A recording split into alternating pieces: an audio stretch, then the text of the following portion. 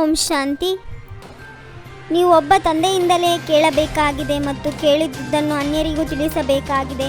ನೀವು ಆತ್ಮಗಳೆಲ್ಲರೂ ಸಹೋದರರಾಗಿದ್ದೀರಿ. ನೀವು ಒಬ್ಬ ತಂದೆಯ ನೆನಪಿನಲ್ಲಿರಬೇಕು ಎಂಬುದು ಪರಿಚಯ ಕೊಡುವುದಾಗಿದೆ. ಆತ್ಮದ ಪರಿಚಯವನ್ನು ಆತ್ಮವೇ ಕೊಡುತ್ತದೆ. ಆತ್ಮವೇ ಶರೀರದ ಮೂಲಕ ವಾರ್ತಾಲಾಪ ಮಾಡುತ್ತೇನೆಂದಾಗ ಪರಂಪಿತ ಪರಮಾತ್ಮನ ಸಂತಾನನಾಗಿದ್ದೇವೆ. ಜ್ಞಾನವನ್ನು ತಂದೆಯು ಈಗ ಕೊಡುತ್ತಾರೆ. ಇದರ ಪ್ರಾರಬ್ಧವನ್ನು ಸತ್ಯುಗದಲ್ಲಿ ಇರುತ್ತದೆ. ನಾವು ಬೆಹದಿನ ತಂದೆಯಿಂದ ಆಸ್ತಿಯನ್ನು ತೆಗೆದುಕೊಳ್ಳಬೇಕು. ಅದನ್ನು ಕಲ್ಪಕಲ್ಪವು ತೆಗೆದುಕೊಳ್ಳುತ್ತಾ ಬಂದಿದ್ದೇವೆ. ಆದ್ದರಿಂದ ದೈವಿ ಗುಣಗಳನ್ನು ಸಹ ಅವಶ್ಯವಾಗಿ ಧಾರಣೆ ಮಾಡಬೇಕಾಗಿದೆ.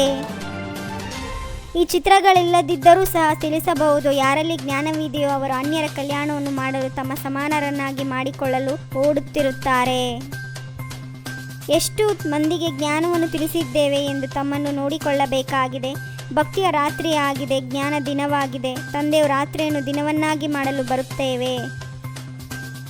ಇದು ಸುಖ ಮತ್ತು ದುಃಖದ ಆಟ. ಸುಖವೆಂದರೆ ರಾಮ, ದುಃಖವೆಂದರೆ ರಾವಣ. ರಾವಣನ ಮೇಲೆ ಜಯಗಳಿಸುತ್ತೀರಿ, ಮತ್ತೆ ರಾಮರಾಜ್ಯವು ಬರುತ್ತದೆ. ಇನ್ನರ್ಧ ಕಲ್ಪದ ನಂತರ ರಾವಣನು ರಾಮ ಮೇಲೆ ಜಯಗಳಿಸುತ್ತಾನೆ. ನಿಮ್ಮದು ಈಶ್ವರಿಯ ಪರಿಭಾಷೆಯಾಗಿದೆ. ಈಶ್ವರನು ಹೇಗೆ ಮಾತನಾಡುತ್ತಾರೆ ಎಂಬುದನ್ನು ಯಾರೂ ಅರಿತುಕೊಳ್ಳುವುದಿಲ್ಲ. ಪರಮಾತ್ಮನು ಜ್ಞಾನಪೂರ್ಣನಾಗಿದ್ದಾರೆ. ಅವರು ಜ್ಞಾನ ಸಾಗರ. ಜ್ಞಾನವನ್ನು ತೆಗೆದುಕೊಳ್ಳುವುದರಿಂದ ನಾವು ಚಕ್ರವರ್ತಿ ರಾಜರಾಗುತ್ತೇವೆ. ನೆನಪು ಮಾಡುವುದರಿಂದ ನಮ್ಮ ಪಾಪಗಳು ತುಂಡಾಗುತ್ತಾ ಹೋಗುತ್ತವೆ. ಸುದರ್ಶನ ಚಕ್ರ ಇದು ನೆನಪಿನ ಅಹಿಂಸಕ ಚಕ್ರವಾಗಿದೆ. ಕಾಮ ಮಹಾಶತ್ರುವಾಗಿದೆ. ಇದರಿಂದ ಆದಿ ಮಧ್ಯ ಅಂತ್ಯ ದುಃಖವೇ ಸಿಗುತ್ತದೆ. ಅದು ದುಃಖದ ಚಕ್ರವಾಗಿದೆ. ತಂದೆಯನ್ನು ನೆನಪು ಮಾಡುತ್ತಾ ಮಕ್ಕಳಿಗೆ ಖುಷಿಯ ನಶೆ ಏರಿರಬೇಕು. ತಂದೆ ಸ್ವರ್ಗದಲ್ಲಿ ಸ್ಥಾಪನೆ ಮಾಡುತ್ತಾರೆ. ನಾವು ಹಿಂದೆಯೂ ಮಾಲೀಕರಾಗಿದ್ದೆವು. ಆಗ ಅವಶ್ಯವಾಗಿ ಮತ್ತೆ ಆಗುತ್ತೇವೆ. ತಂದೆಯನ್ನು ನೆನಪು ಮಾಡಿ ಆಸ್ತಿಯನ್ನು ತೆಗೆದುಕೊಳ್ಳಬೇಕಾಗಿದೆ. ಇದು ಮನ್ಮನಾಭವ ಮಧ್ಯಾಜೀಭವ ಆಗಿದೆ. ತಂದೆಯು ನಮ್ಮ ಪರಿಚಯವನ್ನು ಸೃಷ್ಟಿಯ ಜ್ಞಾನವನ್ನು ಕೊಡುತ್ತಾರೆ.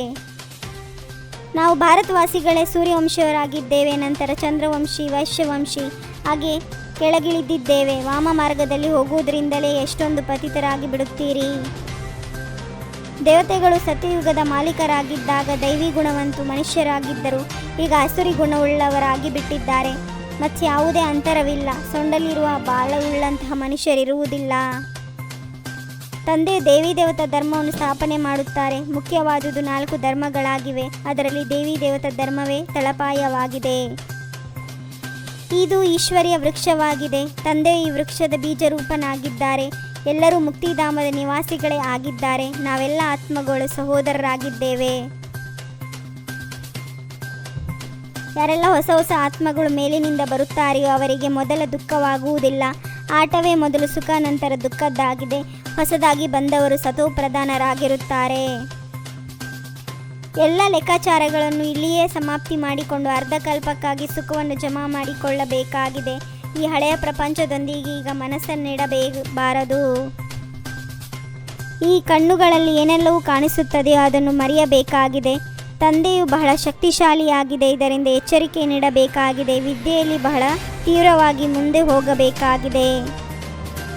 ಬೇಹದ್ದಿನ ದೃಷ್ಟಿ, ವೃತ್ತಿ ಮತ್ತು ಸ್ಮೃತಿಯ ಮೂಲಕ ಸರ್ವರ ಪ್ರಿಯ ಆಗುವಂತಹ ಡಬಲ್ ಲೈಟ್ ಫರಿಸ್ತಾ ಭವ. ಫರಿಸ್ತಾ ಸರ್ವ ಆತ್ಮರ ಪ್ರತಿ ಪರಮಾತ್ಮನ ಸಂದೇಶವಾಹಕರಾಗಿದ್ದಾರೆ. ಓಂ ಶಾಂತಿ. 21 ಜನ್ಮಕ್ಕಾಗಿ 21 ಪರಮಾತ್ಮನ ಮಹಾವಾಕ್ಯವನ್ನು ಆಲಿಸಿ ತಮ್ಮದೇ ಆದಂಥ ಈ ಚಾನಲ್ಗೆ ಲೈಕ್ ಮಾಡಿ, ಶೇರ್ ಮಾಡಿ, ಸಬ್ಸ್ಕ್ರೈಬ್ ಆಗೋದನ್ನು ಮರೆಯಬೇಡಿ. ಓಂ ಶಾಂತಿ.